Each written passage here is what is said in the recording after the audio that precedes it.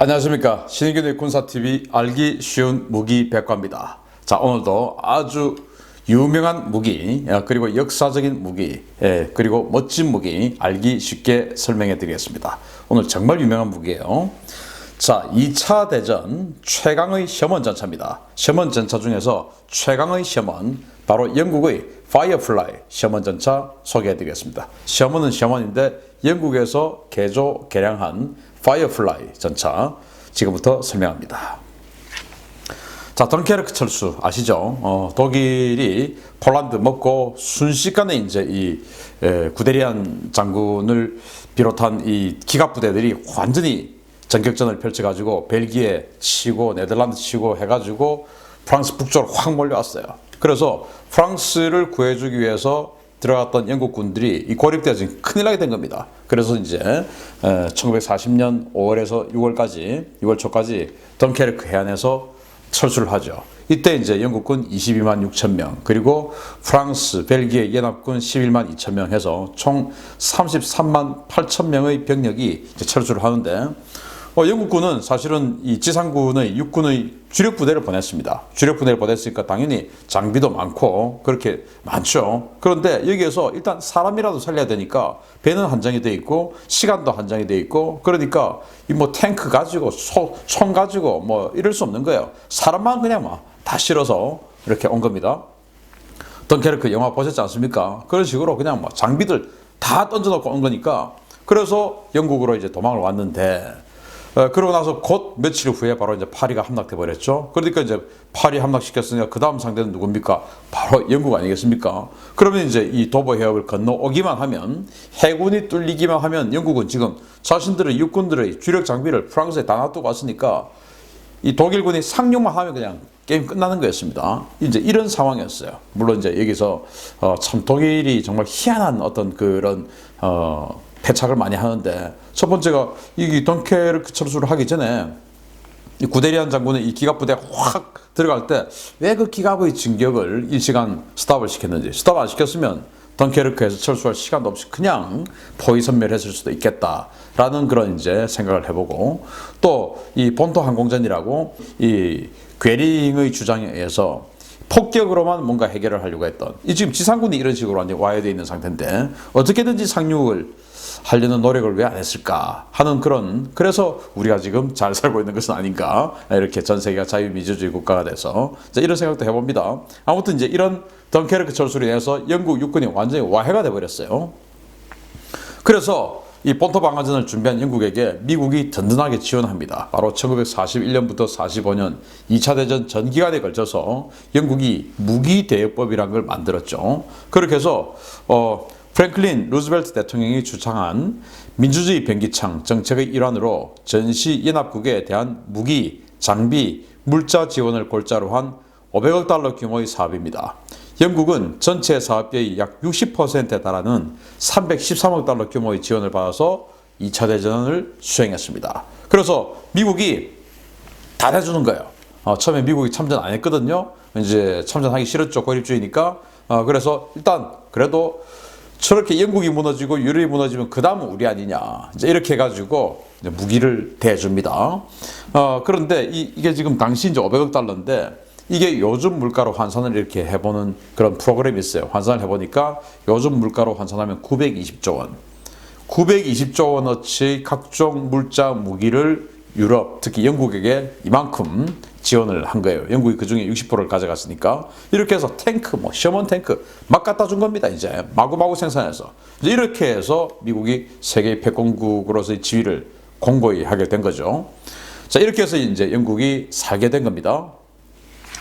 자, 이런데 영국은 뭐 사실 이렇게 이제 다 쓰러져 가고 있음에도 불구하고 아직도 자존심이, 대영 제국의 자존심이 남아 있었던 거예요.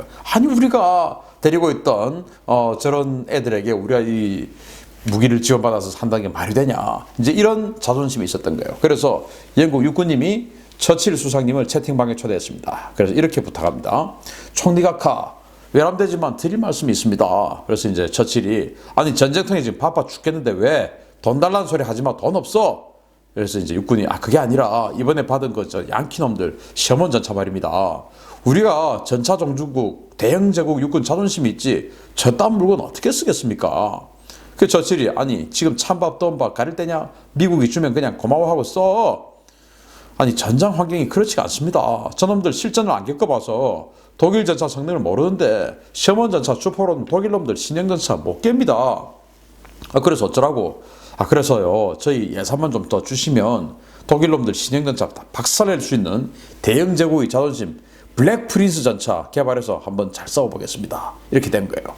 이제 그때 독일이 이제 43년도니까 5호 전차, 6호 전차 이제 이런 거 나오게 되는 그런 시기입니다.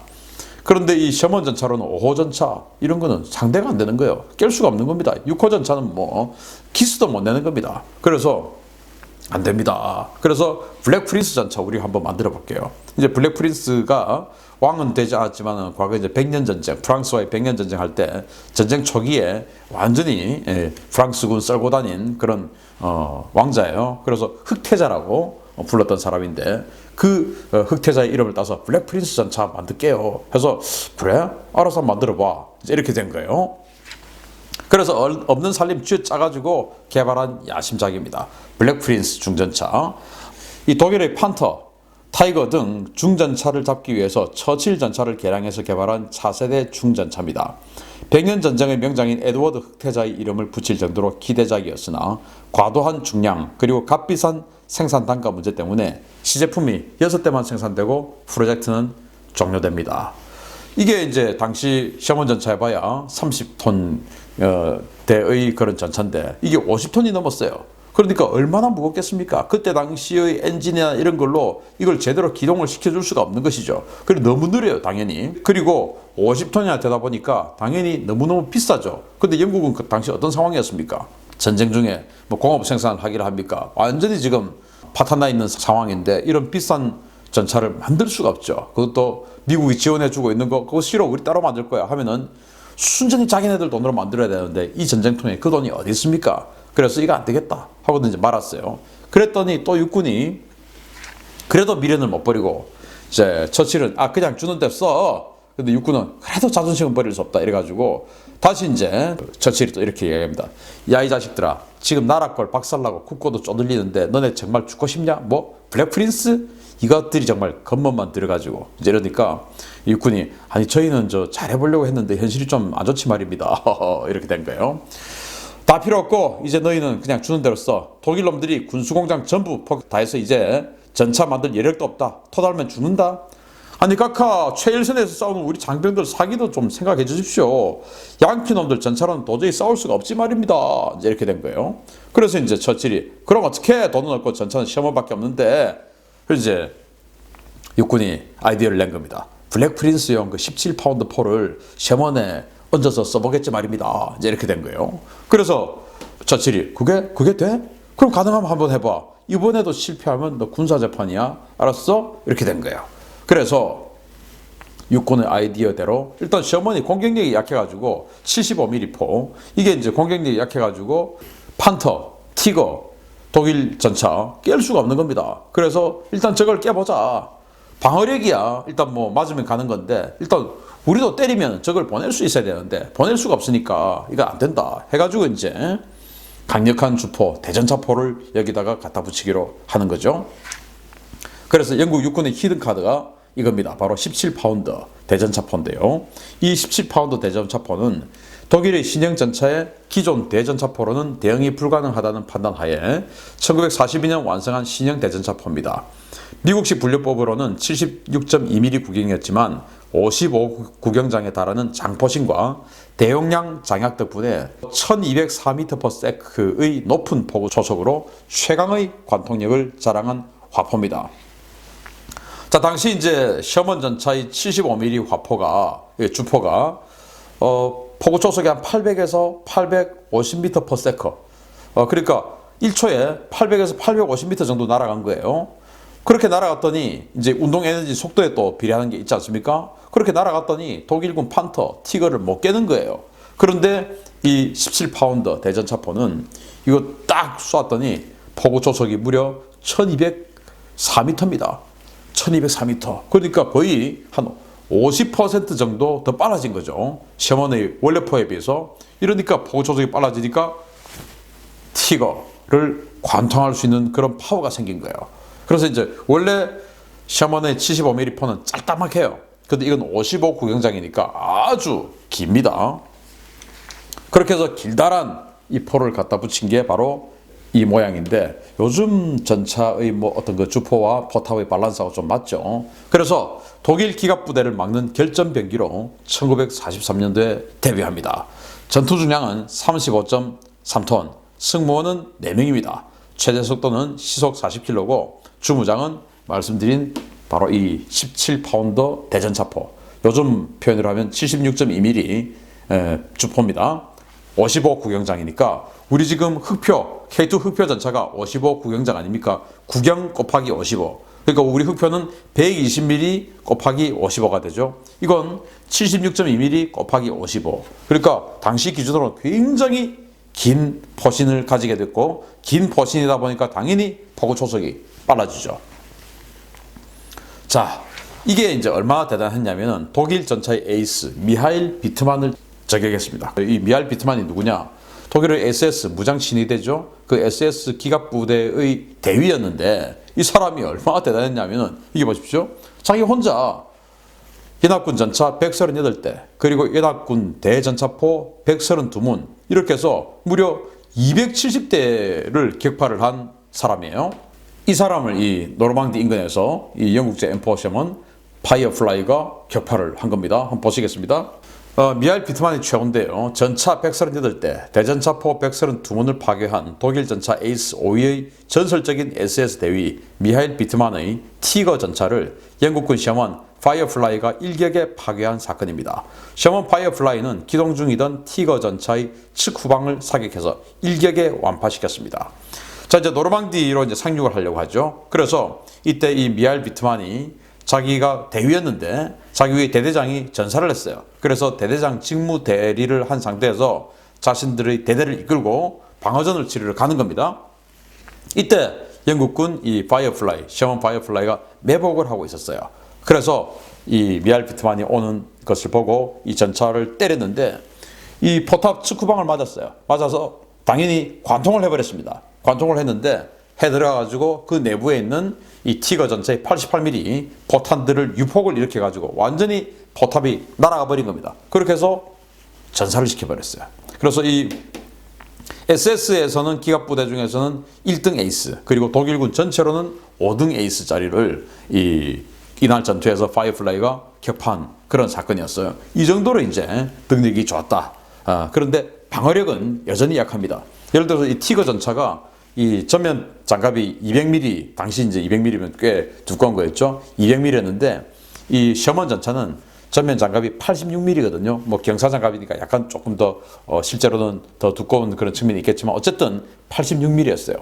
근데 이 티거는 200mm니까 200mm를 격파를 못했는데 이 파이어플라이가 해버린 겁니다. 자, 그래서 독일군 입장에서는 이 파이어플라이 이거를 최우선적으로 제거해야 되는 겁니다. 뭐 일반 뭐 미군이 쓰는 그런 그 셔먼 기본형 이런 거는 겁나지 않은데 이 파이어플라이는 너무너무 무서워요. 그래가지고 일단 이 눈에 띄면은 파이어플라이가 먼저 사격 대상이 되는 겁니다. 그래서 독일군이 파이어플라이를 찾기 위해서 혈안이 돼서 찾아다니니까 영국군이 아니 나 파이어플라이 아닌데 하고는 이제 위장을 하는 겁니다. 어떻게 하냐? 파이어플라이 주포가 이렇게 길지 않습니까? 요 부분, 요렇게가 바로 그냥 미국제 원래 셔먼 기본형의 75mm 주포예요. 요 정도 길이가. 그래서 이 정도 나와 있는 이 부분 정도를 이렇게 반만 얼룩무늬로 이렇게 도색을 합니다. 그러면 이게 멀리서 보면은 이 정도가 어른어른 해가지고 없는 것이 보여요. 그러면 요것만 보이게 됩니다. 그러면 이제 멀리서 보니까 저거는 미국제 M4 셔먼. 그런데 포신이 긴 걸 찾아야 되니까 안 보여. 이것 때문에. 그래서 아예 전체를 다 이렇게 아이보리나 흰색으로 도색을 하면 멀리서 봐도 눈에 딱 띄는데, 이런 식으로 반만 해놓으면은 멀리서 보면은 오히려 이게 위장 효과가 뛰어나서 안 보인다는 그런 연구 결과가 있었어요. 그렇게 해서 전부 이렇게 하고 다니는 거예요. 우리 영국군 아니거든 이러면서. 그러면서 이제 여기 측면에도 미군 특유의 그 큰 별 있지 않습니까? 그걸 영국군이 일부러 새기고 다니고 왜? 이 파이어플라이만 찾으러 다니니까 이제 이런 식으로 위장을 했다라는 그런 실제 에피소드가 있습니다. 그 정도로 독일이 이 파이어플라이를 무서워했습니다. 자, 그런데 치명적인 약점이 있었어요. 한 발 쏘면 무조건 튀어야 돼요. 왜냐? 이제 이 차체나 이런 거에 비해서 너무나 강력한 주포다 보니까 쏘고 나면은 화염이 어마어마하게 일어나는 거예요. 그래서 일단 쏘면 적이 번쩍하니까 저쪽에 뭐가 있네. 그리고는 워낙 이게 반동이 세니까 이 지역에 흙먼지가 어마어마하게 일어나는 겁니다. 그러니까 자기는 쏘고 나면은 자신의 포압력 때문에 일어난 흙먼지 때문에 자기는 아무것도 안 보여. 그런데 적 입장에서 뭐가 번쩍했죠. 그리고 흙먼지가 이만큼 일어났죠. 그러면은 그 흙먼지 중간에 이놈이 파이어플라이가 있다는 거 아니겠습니까? 그러면 그 중간을 향해서 대충 조준해서 쏘면 어쩌다가 얻어 걸리는 겁니다. 그러면은 이거는 이제 셔먼은 장갑이 독일제 전차에 비해서 워낙 약하니까 그냥 관통돼 버리는 것이죠. 그래서 쏘고 나면 일단 백해서 튀어야 되는 거예요. 쏘고 나면. 그리고 이제 다시 숨어서 한 번 더 쏘고. 이제 이런 정말 강력한 주포를 가졌지만 인파이터를 못하고 아웃사이드 복싱을 구사했던 그런 또 치명적인 단점이 있었습니다. 그런데 이제 전쟁 말기에 영국이 또 계속 이제 전차를 또 개량하고 만들고 했죠. 그래서 44년도에 센츄리온이라는 전차를 개발했어요. 45년도에 양산을 했습니다. 그런데 이건 이제 워낙 등장 시기가 늦었죠. 2차 대전에는 활용을 못하고. 그런데 영국군은 자존심이 있었어요. 그래서 빨리 이 센츄리온을 2차 대전이 끝나는 무렵에 확 배치를 하고 자신들이 썼던 미국으로부터 받은 한 2,000대 정도의 파이어플라이, 이걸 전부 다 미국으로부터 셔먼을 한 2,000대 정도를 받았는데 이걸 전부 다 파이어플라이 사양으로 다 개조를 했어요. 그런데 이걸 자신들이 안 쓰고 나중에는 자신들이 이제 센츄리온만 쓰기로 하고 자유 프랑스군, 자유 폴란드군, 자유 벨기에군 뭐 이런 식으로 다 나눠져 버렸어요. 그리고는 자신들은 센츄리온으로 바로 갈아타 버리고 우리는 그런 거 받아 쓴 적 없어 라고 흔적 지우기에 나섭니다. 왜? 자존심이 있으니까. 자신들이 세계 최초의 전차 마크1 전차를 만들었던 전차의 종주국인데 아니 2차 대전을 남의 전차 받아 썼다 그러면 부끄럽다 이거죠. 그래서 빨리 이 셔먼 전차를 받아 쓴 이 기억을, 흔적을 지워버리는 작업을 해서 지금 사람들이 잘 몰라요. 영국군이 셔먼 전차 받아 써가지고 그 개량해서 파이어플라이라는 이 전차로 2차 대전을 오롯이 다 치렀다. 이걸 잘 몰라요. 물론 뭐 영국군 자체 전차인 처칠이나 크로멜 전차 있었지만 이건 주력이 아니었거든요. 그래서 영국군이 이런 식으로 이제 자신들의 자존심을 지키기 위해서 우리가 언제 양키 놈들 썼다고 물건 안 썼어. 이제 이런 식으로 역사를 바꾸어 나가는 그런 정도로 영국이 나름 자존심을 지켰던. 그렇지만은 영국이 지상전에서 나중에 독일을 밀어붙일 수 있었던 것은 그 셔먼 전차를 주포를 개량한 파이어플라이 전차.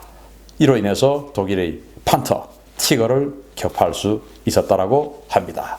오늘 순서 마치겠습니다. 감사합니다.